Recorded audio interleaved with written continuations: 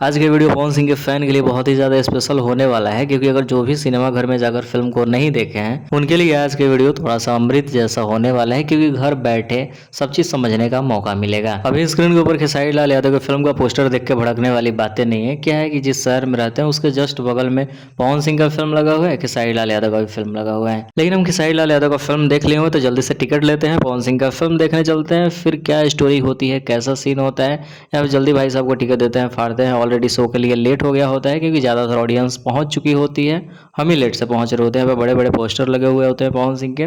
दूसरी तरफ यहाँ से डीसी की एंट्री होती है, पर्दे को साइड करते हैं, देन एंट्री होती है। देख सकते हो फिल्म ऑलरेडी स्टार्ट होता है। ज़्यादा नहीं, सिर्फ 2 मिनट का वो चीज़ कास्टिंग छुटा हुआ होता है, बट स्टोरी अच्छे से समझ आती है। देखो आगे, मतलब कुल मिलाकर कुछ छूटा नहीं होता है। यहाँ पे ज़बरदस्त तरीके से फिल्म की स्टार्टिंग की जाती है, हर हर गंगे। उसके बाद शुरू में पता चलता है कि पवन सिंह का एक छोटा बच्चा वाला रोल है, जो कि एक छोटा वायरल बच्चा, क्या नाम है इसका, आर्यन बाबू, उसने प्ले किया है। वाकई बहुत बेहतरीन। देन छोटा सा बच्चा कुछ सालों बाद बड़ा होता है और पवन सिंह की अचानक से एंट्री होती है। सबसे ज़्यादा इस सीन में अगर किसी पे ध्यान होता है तो मगरमच्छ पे, क्योंकि मगरमच्छ पे बहुत बड़ा विवाद हुआ था। तो मगरमच्छ के सीन को तो वाकई डिटेलिंग के साथ देखते हैं, क्या परफेक्टली अच्छे से क्रिएट किया गया है, वीएफएक्स का अच्छे से इस्तेमाल किया गया है। जितना बेहतर बनाने की कोशिश की जानी चाहिए उतना बेहतर बनाया गया है। उसके बाद जो भी है सिनेमा घर में ही जाकर फिल्म देखना, मेन पॉइंट पे चर्चा कर देते हैं ताकि सस्पेंस बना रहे। पहली बात, इस फिल्म से लोगों की शिकायत क्या थी कि इस फिल्म में बैकग्राउंड साउंड ऐसा कुछ नहीं है जिससे इस फिल्म को लंबे समय तक याद किया जा सके। सिर्फ टोन से पता कर दिया जा सके कि यार उस फिल्म का बैकग्राउंड म्यूजिक था, जैसे केजीएफ का रहा, पुष्पा और भी बहुत सारे फिल्म का। जो लोग ऐसे बोले थे उनका भूल है, क्योंकि म्यूजिक एक बार में सुनने के बाद कहाँ कोई याद रखता है। इस फिल्म का म्यूजिक सुनने के बाद हजारों सालों तक याद रखोगे अगर जिंदा रहो तो। क्या हर हर रंगे का था, जैसे ये रहा।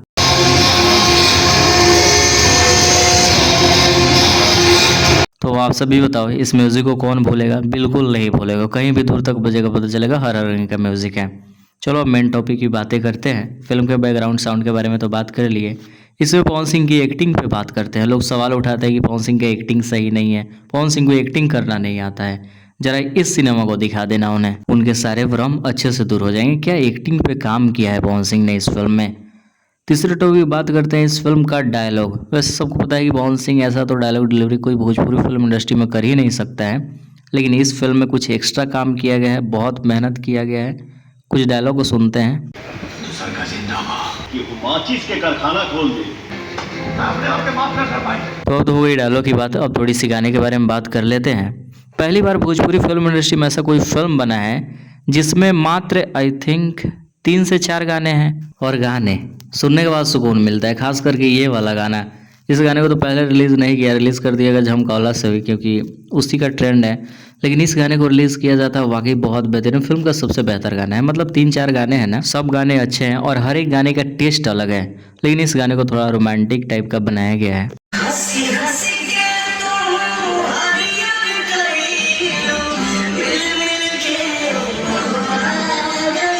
भाई एक बात बोले, तुम सबको ही बोल रहे हैं, रिव्यू देखने में बड़ा मज़ा आ रहा होगा जहाँ तक मुझे पता है।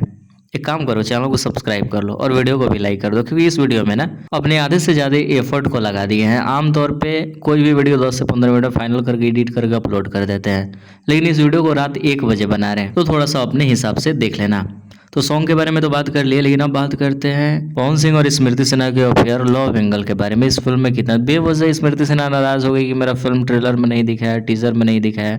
फिल्म में भी ज़्यादा सीन नहीं है, लेकिन जितने सीन हैं सारे के सारे बेस्ट है, क्योंकि डायरेक्टर ने समझा है किस पे आधारित फिल्म बना रहे हैं, कितना दिखाना है हमें सीन। वैसे पानी में कूद जाने से सीन को थोड़ी बढ़ा दिया जाएगा, थोड़ा सा ट्विस्ट बढ़ा दिया जा सकता है।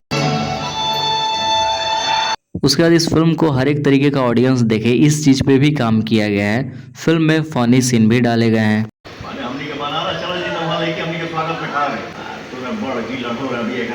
उसके बाद फिल्म में जितना हो सके भर भर के इमोशन डाले गए हैं। कल्लू को तो आधे पे ही खत्म कर दिया गया है। कल्लू का कितना सीन का, आई थिंक 10 मिनट का सीन होगा इस फिल्म में, कल्लू को समाप्त कर दिया गया है। उसके बाद हर एक तरीके से इमोशनल करने की कोशिश की गई है। उसके बाद फिल्म एकदम से अचानक से अलग दिशा की ओर मुड़ जाती है, जहाँ पे एक से एक सस्पेंस दिखाने की कोशिश की गई है। बीच में लगा यार सस्पेंस थ्रिलर फिल्म देख रहे हैं, क्योंकि फिल्म देखने के बाद फिल्म के स्क्रीन के ऊपर से नज़र हटाना थोड़ा सा मुश्किल हो जाएगा, लेकिन फिर भी जब इंटरवल होगा उस टाइम में देख सकते हो। मतलब ये फिल्म पूरा फुल पैक धमाका है, जहाँ पे बच्चे से लेकर बड़े बुजुर्ग भी आराम से इस फिल्म को देख सकते हैं। एक भी वल्गर सीन नहीं, एक भी वैसे कुछ गाने नहीं, फाइट सीन जबरदस्त दिखाया गया है, इमोशन भी डाला गया है। मतलब क्या नहीं है इस फिल्म में, परफेक्ट फिल्म। तो इस फिल्म का रिव्यू यही रहा, लेकिन लास्ट में थोड़ा सा हम भी सस्पेंस डाल देते हैं। जो पवन सिंह की माँ बनी है इस फिल्म में, उनका कुछ फोटो स्क्रीन के ऊपर दिखाई दे रहा होगा। बिल्कुल कंफ्यूज हो गया ना? तो इस चीज़ से समझ सकते हो फिल्म में कितना ज़्यादा मेहनत किया गया है।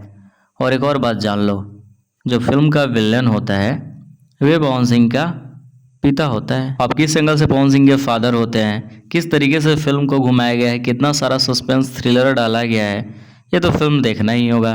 पूरा स्टोरी बता नहीं सकते हैं। बाकी कुछ अपडेट चाहिए इंस्टाग्राम पे आ जाओ, वीडियो के डिस्क्रिप्शन में इंस्टाग्राम का लिंक है। और हाँ, एक और बात लास्ट में जाते जाते, क्योंकि मैंने फिल्म का सिर्फ रिव्यू दिया है इसमें, लेकिन फिल्म के बाहर का किस तरीके से नज़ारा देखने को मिला अगले वीडियो में डालेंगे, ब्लॉग ही होगा, तो इंतजार करना। शेयर करो इस वीडियो को, मिलते हैं नए वीडियो के साथ।